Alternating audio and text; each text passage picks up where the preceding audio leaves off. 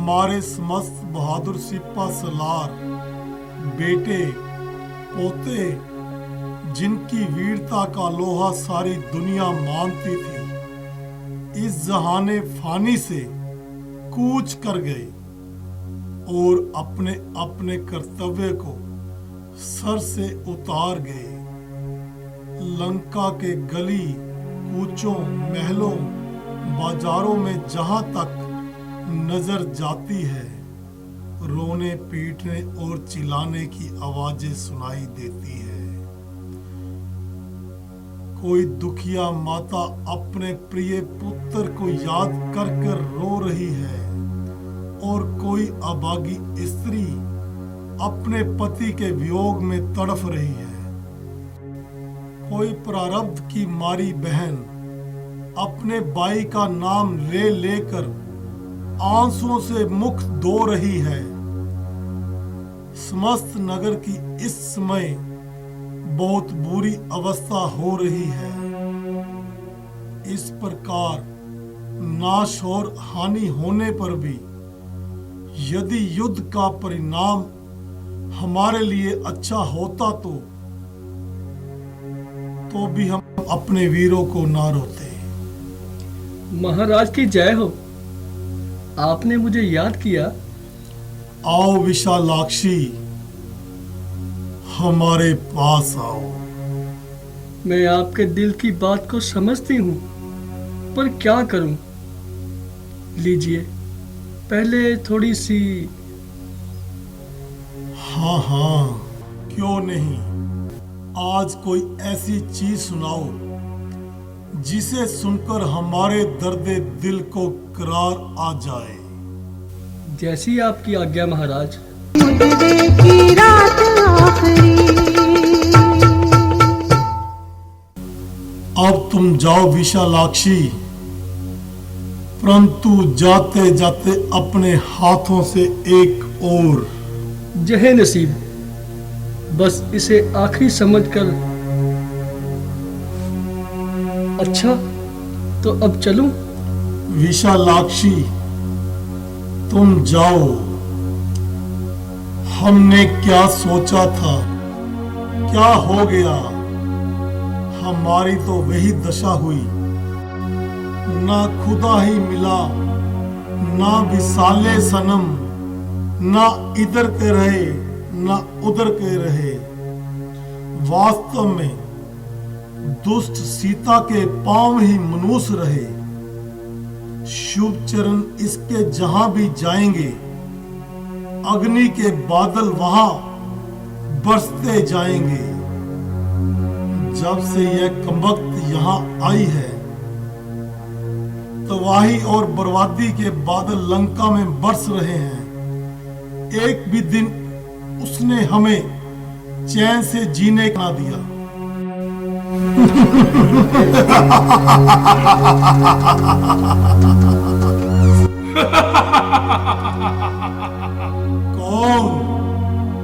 कौन करण?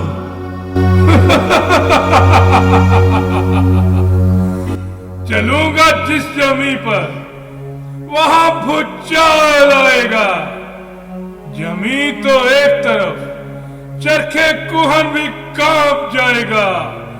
मुजस्सम काल हूं मैं, क्या वो मेरी ताव लाएगा। नजर मिलाएगा जो मुझसे, भस्म हो जाएगा। हमें माफ कर दो कुंभकर्ण, हम तुम्हें बचा ना सके। जय भवानी, जय भवानी, जय भवानी।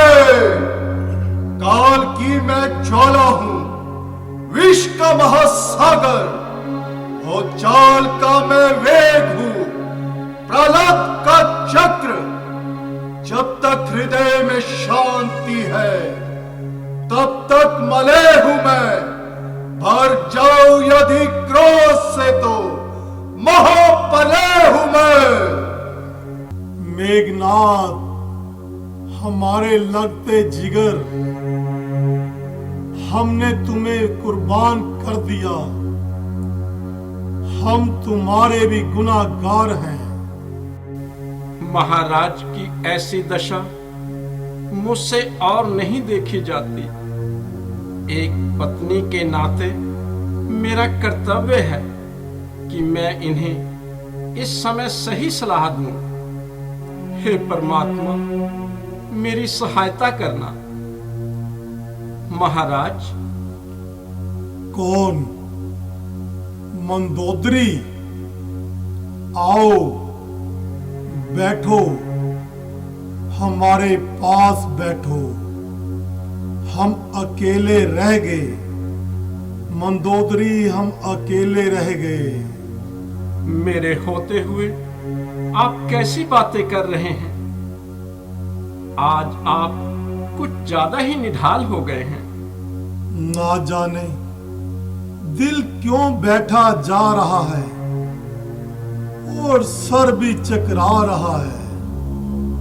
यदि आप ही धैर्य खो देंगे तो मेरा क्या होगा? यदि आप नाराज ना हो तो कुछ अर्ज करो। नहीं, नाराज होने की कौन सी बात है? सिवा तुम्हारे हमसे बात करने वाला और है ही कौन? स्वामी, इस रोज रोज के रक्त प्रवाह से मेरा हृदय कांप उठा है। ये लंका की महारानी कह रही है? यह महारानी की नहीं, बल्कि एक माँ की ममता की पुकार है। मेरा बना बनाया घर उजड़ गया। मेघनाथ, अक्षय, धूम्र, अकंपन, वज्रबाहु, कुंभकर्ण, निकुंभ, इनके अतिरिक्त ना जाने और भी कितने जिगर के टुकड़ों को इस युद्ध में कुर्बान कर दिया। चुपचाप आंसुओं को अंदर ही अंदर पीती रही। बस मंदोदरी, बस। कोई शिकवा ना किया, किंतु अब अपने सुहाग को उजड़ते हुए ना देख पाऊंगी। क्या मतलब? कल रात जो मैंने स्वप्न देखा है, उसे सोचते ही कलेजा मुंह को आता है। क्या स्वप्न देखा है? जरा हम भी तो सुने। इससे अधिक नहीं कह सकती कि आप चारों ओर से घिरे हुए हैं और शत्रुओं से बचाव नहीं कर पा रहे। अरे पगली, सपने भी कभी सच्चे हुए हैं, लेकिन फिर भी यदि तुमने उसे सच्चा मान लिया है तो तुम ही बताओ हम क्या करें। यदि आप मेरी तुच्छ सम्मति को काम में लाएं, तो सीता को अब भी रामचंद्र के पास छोड़ आए। जो कुछ बचा है उसी में गनीमत जाने। कहना मेरा कर्तव्य था, आगे आप अपने मन की करें, माने या ना माने। इससे तो अच्छा था कि तुम कुछ भी ना कहती और बिल्कुल खामोश ही रहती। बजाय हमें हौसला देने से कायरतापूर्ण शब्द मुख से निकाल रही है। यह आपका गलत ख्याल है। जहां तक मैं देखती हूं, इस युद्ध में आपका सफल होना सख्त मुहाल है। इसलिए नहीं कि उनके पास सेना अपार है, बल्कि इसलिए कि सच्चाई उनकी तरफदार है। हाँ, ये भी सच है। तुम्हारा क्या कसूर है? संसार का ऐसा ही दस्तूर है। बनी बनी के सब यार मददगार, परंतु बिगड़ी में तू कौन और मैं कौन? विमुख होते मित्र सब छोड़ दुख जाल में, साथ देता है नहीं कोई भी आपात काल में। आज हमारी ही स्त्री हमें झूठा साबित करने हमारे शत्रुओं को सत्यवादी और धर्मात्मा बता रही है। प्राणनाथ, मैंने कदापि किसी प्रकार की आप पर तोहमत नहीं लगाई है, बल्कि आपकी भूल ही आपको जताई है। बस बस ओ बस जवान, बड़ी आई हमारी भूल जताने वाली। अरे बेशरम, यदि हमने अपनी बहन की इज्जत पर हमला करने वालों से बदला लिया तो क्या बुरा किया। लेकिन सबरूप नखा तो आप जानते ही हैं। हम जानते हैं कि वह तुम्हारी कुछ भी नहीं लगती। तुम्हारा उससे संबंध ही क्या है। वह तो हमारी बहन है ना। अरी बेगैरत, जिसे अपनी इज्जत का पास नहीं, उसका जीना ना जीना एक समान है। हम कहते हैं निकल जाओ यहां से और दफा हो जाओ। यहां से हम तुम्हारी सूरत भी देखना नहीं चाहते। क्या आज आपको मेरी सूरत से भी इस कदर नफरत हो गई? हाँ हाँ, हमें नफरत हो गई है। जितनी जल्दी हो सके हमारी आंखों से दूर हो जाओ। बड़ी आई हमें समझाने वाली। हम स्वयं महाविद्वान, महापंडित और चार चार वेदों के ज्ञाता हैं। कब किस समय क्या करना है यह हम खुद जानते हैं। भला मैं भी तो सुनूं। कौन हो तुम?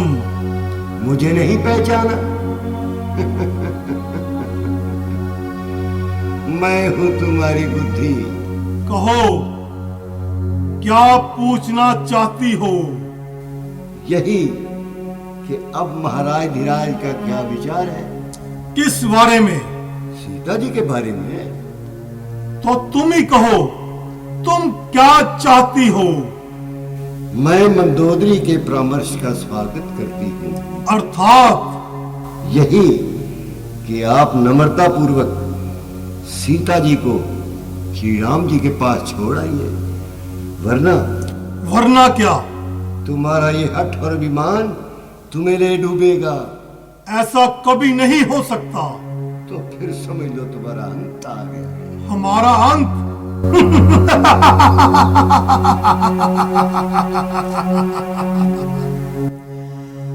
हम भगवान शंकर के वरदान से अमर हैं।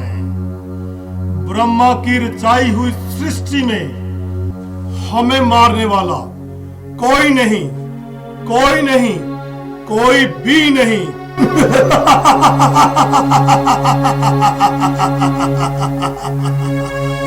लेकिन वेदवती का वह श्राप कुछ याद आया नहीं ना? एक बार फिर सुनो। मैं अपने क्रोध की अग्नि से पहले आप जलकर जलाने को तेरी लंका मैं सीता बन के आऊंगी। देखा जाएगा।